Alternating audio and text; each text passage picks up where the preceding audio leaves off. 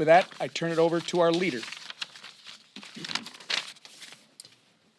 Thank you, Whip. We all mourn those who were the victims of these attacks here in Washington, D.C., as well as in Boulder, Colorado. And it just unfortunately highlights this continued anti-Semitism we've seen around the country. Last week I met with Jewish leaders, and they're understandably concerned about this trend that keeps going on. It's been going on for years.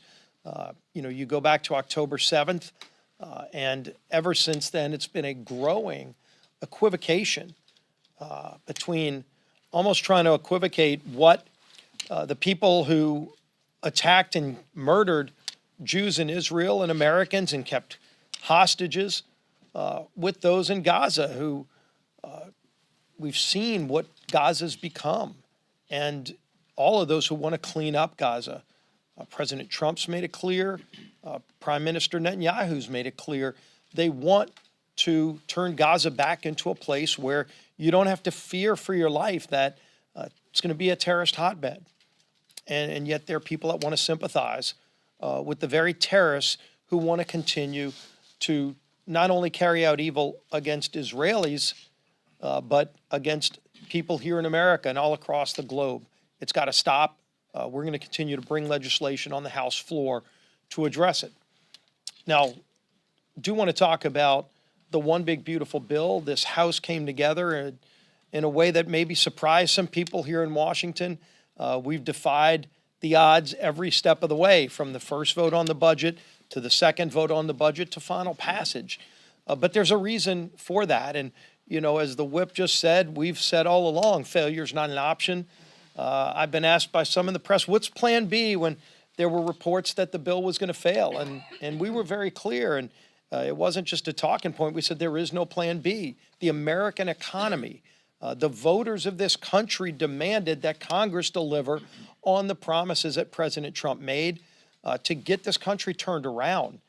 And what we do in this bill delivers on so many different fronts to help grow America's economy, to create jobs, to put more money in the pockets of hardworking families. That's been the focus of this bill from the very beginning.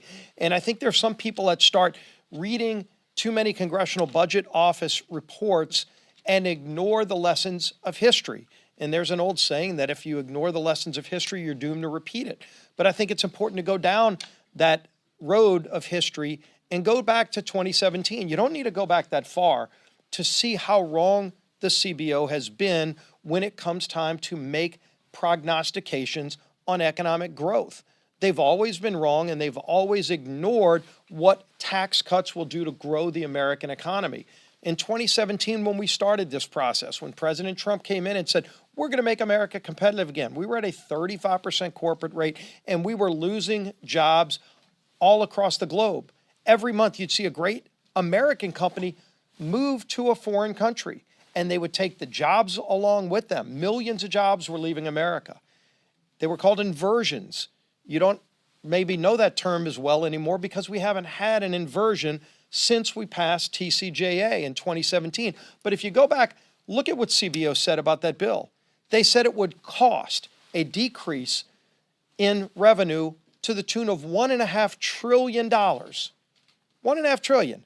Now you go look at the numbers, they were off by more than $1.5 trillion. Because what they left out of that report, just like they're leaving it out again, CBO's making the same mistakes, they ignore economic growth. What we saw in 2017 when we cut taxes is that businesses started growing. They started giving pay raises to their workers. They hired millions more people. Unemployment went virtually to zero. Inflation dropped dramatically. People had more money in their pockets because wages were up. And all of those things produced more money for the American Treasury. It all happened, and yet CBO failed to recognize that. And they're making the same mistake again. And anybody who repeats CBO's analysis is also making those same mistakes. If you ignore the growth that will come with keeping tax rates low, with helping businesses invest more in their workers, giving pay raises, putting more money in the pockets of waiters and waitresses, overtime workers not having to pay taxes on overtime, bonus depreciation, immediate expensing, all the things that will generate economic growth and ultimately put more money in the pockets of workers and send more money up to the federal treasury here in Washington. CBO missed all of that in 2017, and they're missing it again this time. That's the only way they come to a conclusion that it would increase the deficit. This bill will actually reduce the deficit if you recognize the historical economic growth that has always been there. To say you're going to get 1.8% growth, at a minimum, we think you can get 2.5% to 4% growth. Scott Bessent, the Treasury Secretary, says over 4% economic growth.